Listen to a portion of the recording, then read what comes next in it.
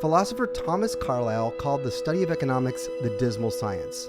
But that was before they invented shopping sprees. In fact, a great deal of the entire global economy relies on Americans emptying their wallets. So you can't understand the American economy without understanding the consumer. I mean, it makes up close to 70% of GDP. It could be clothes, it could be food, groceries, restaurant meals, airplane tickets. It's really any kind of good or service that Americans buy. If you look at some of the traditional indicators, the American consumer is still holding up, right? People are still spending at a healthy pace. But if you look under the surface, things aren't looking as great anymore. I just honestly don't know how people are making it. This is ridiculous. It's the current economy we live in. The prices of goods, the prices of food, they're never going down again. Is the American consumer tapped out? It's really complicated. To understand where we are today, we need to go back to what feels like 100 years ago. There was, March 2020, the global economy sort of shut down. Governments responded. They pumped a bunch of money into the economy. Nobody was traveling. People were barely eating out. At the same time, a lot of people who were able to work from home, they didn't lose their jobs. They continued to earn money, but were just spending less. People's bank accounts really got bigger and bigger. And once COVID-19 restrictions started to ease, the world returned to normal, consumers, went on a splurge. They started revenge spending. People wanted to travel. People were buying luxury goods. People were going out to eat expensive meals.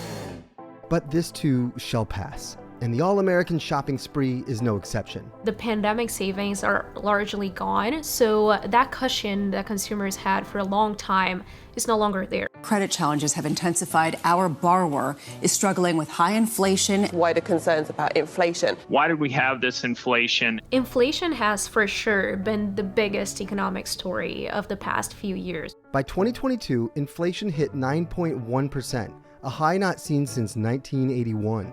If you have to go take a trip, that flight is more expensive. The hotel prices are up.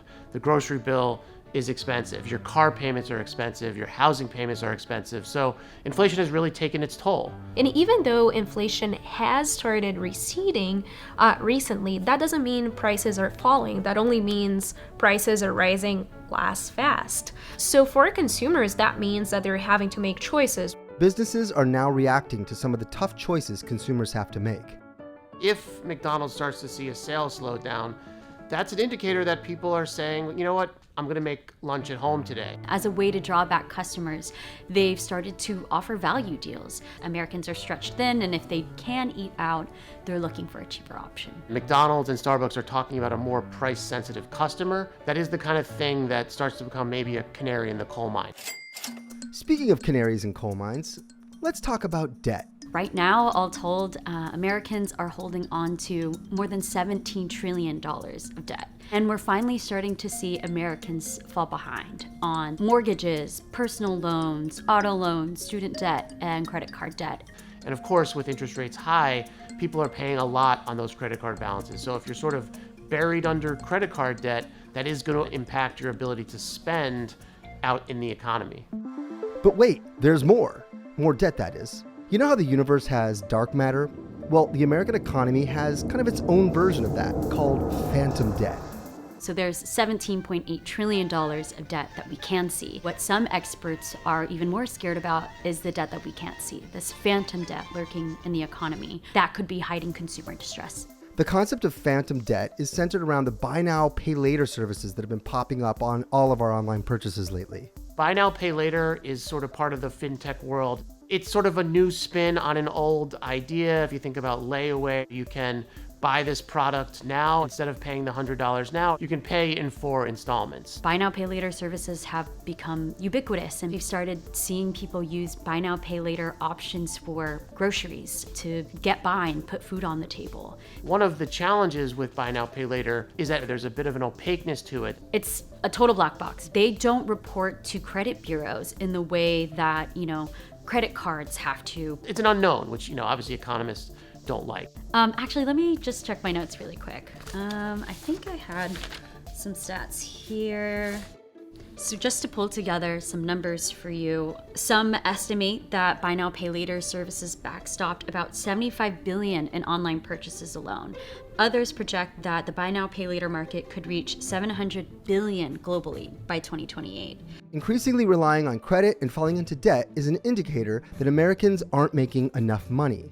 Which makes sense, considering wage growth has been slowing down for most of the past 2 years, barely keeping up with inflation. Longer term, wages just have not kept up with the cost of living. There's this new study from JP Morgan that shows that for lower income consumers, it's becoming harder and harder to pay their bills. We know that these people, when they have a medical problem, they can send them into bankruptcy. The pain is not reserved exclusively for Americans in the lowest rung of the economy either. While Americans who own homes or have invested in stocks have helped sustain consumer spending, reports have also shown that an alarming number of households with incomes of up to $250,000 a year are now living paycheck to paycheck. The idea in the US was always that if you worked hard, went to college, you were going to do better than your parents, right? That was sort of the story of the post-World War II era with the baby boomers. And I think that the lifestyle that people think that they're entitled to has gotten more expensive. And I think that does create a lot of pessimism about the economy. Rising costs, lower wage growth, and unsustainable debt, both known and phantom, add up to quite the triple threat for American consumers of every class. Amid all that doom and gloom, you may be wondering if there's a silver lining. There is one. The Federal Reserve started cutting interest rates in September after leaving them at a 2-decade high for more than a year. There is hope that lower interest rates will be good for regular people. So far, a lot of experts think that the Federal Reserve will be able to nail a soft landing, but there is still some pain and there will be more pain to come.